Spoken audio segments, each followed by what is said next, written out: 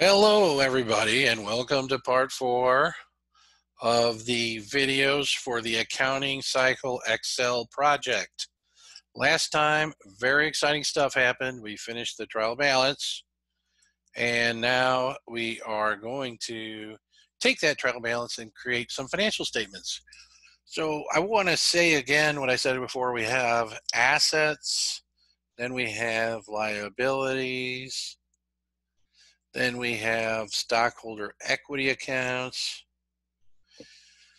And then we have all these temporary accounts, which are, they affect stockholders' equity, but they get closed out to zero. Okay, so these are all stockholders' equity accounts, but they don't appear on the balance sheet because they're temporary accounts. All right. So the process is going to be, we're going to do the income statement, which is IS, the statement of retained earnings, RE, and then the balance sheet. And the reason is that retained earnings is never updated in the trial balance, is we have to close all the income items and dividends to retain earnings, okay? So the first thing you need to do is calculate income before you create the statement of retained earnings. So that's why we follow this process of income statement, statement of retained earnings, and then balance sheet. All right, so once again, we're going to continue pointing at things, but now we're going to use the adjusted trial balance, and bam, it's just 62,500. To make our math a little easy, so we can use the sum function, I'm going to put a negative sign in front of all the expenses. So we'll go to maintenance expense, 5,000, insurance expense equals minus insurance expense, 4,000. Depreciation expense equals minus 11,806. So we need income before interest and income taxes, sometimes called operating income. So this number, just to be clear, so for the users of the financial statement, this would tell them how well are they operating the asset. So your interest is a financing cost and taxes is a tax expense, but everything up here is telling you how is management operating this asset. Because if this income before interest and income taxes is a negative number, there's no hope, okay? All right, so now we put in interest expense. So that's why they're separated out. That's why these items are separated out. Interest expense, where are you? 20,000. And then we get income before income taxes. Okay, so this will tell you, given the cost of your debt financing, what is accruing to stockholders' equity, stockholders before income taxes, right? And then this income tax expense part just tells you how well you manage your taxes, which are kind of different things that investors want to know about. So that's why we have these subtotals along the way. All right, so now we can put our income tax expense in there, and there's our income, net income, 15,694. So the next thing we do is create the retained earnings. This is the first year, so we didn't have any retained earnings to start.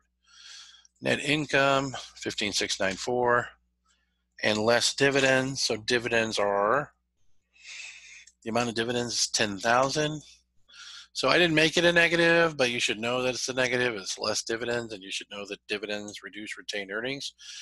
If we had a net loss, that would have been a negative. It would have been in parentheses. That's why this loss over here is in parentheses. But with the dividends, we just say less dividends. So you need to just know that you start with your net income or your net loss. If you had a net loss, it would be minus a minus, but here it's positive net income. So we end up with retained earnings of 5694. Okay, so the first thing I'm going to do over here is just, and that's a positive number, which means it's a credit, because retained earnings is a stockholders' equity account, which you increase with a credit. Okay, so I'm just going to throw that one there, because all the other ones I'm going to get off the trial balance, the adjusted trial balance. So cash, 242, prepaid insurance, 4,000, No other current assets, I don't think. So we'll just use the sum function. Total up all the current assets. Notice how that went pink because these two aren't equal. Your balance sheet has to balance.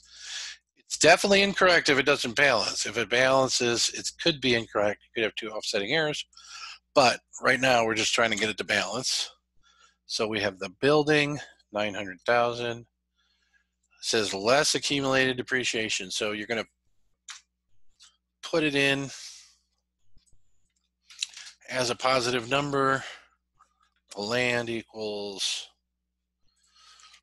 okay, since it tells you less here, that means you should know to subtract it. So you're going to have, you can't use the sum function, equals 900,000 minus 11,806 plus 100,000. And what this does down here, it's 246,000 total current assets plus total long-term assets equals 1,234,194.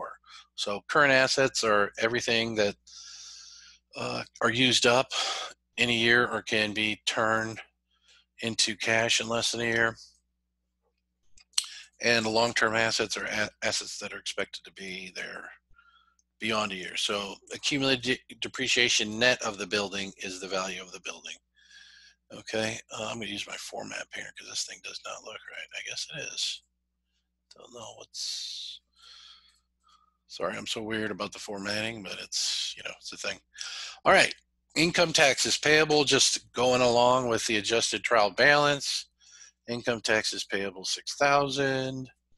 Interest payable, I know it's 20,000, but we're going to point at it.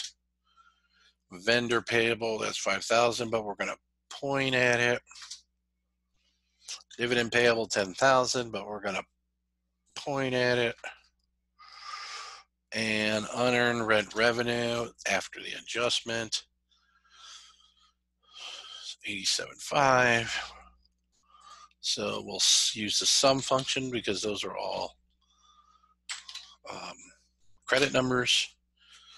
All right, the long-term note payable, 800,000. And total liabilities equals the total current liabilities plus the long-term note, 928.5. Okay. Common stock equals 300,000. Now I'm going to cross my fingers. Did we balance? What? We didn't balance. What's going on? So we take total current, total liabilities equals this. Oh, I know what happened. We need to sum this up. So equals sum. When I make mistakes, you learn more. There we go. The pink went away. We're balanced, and I think I'm going to assume that that's the proper balance. Okay. So we've created our financial statements, and the last thing we have to do is tally up the adjusting entries in the ledger and do closing entries, which will be the last video.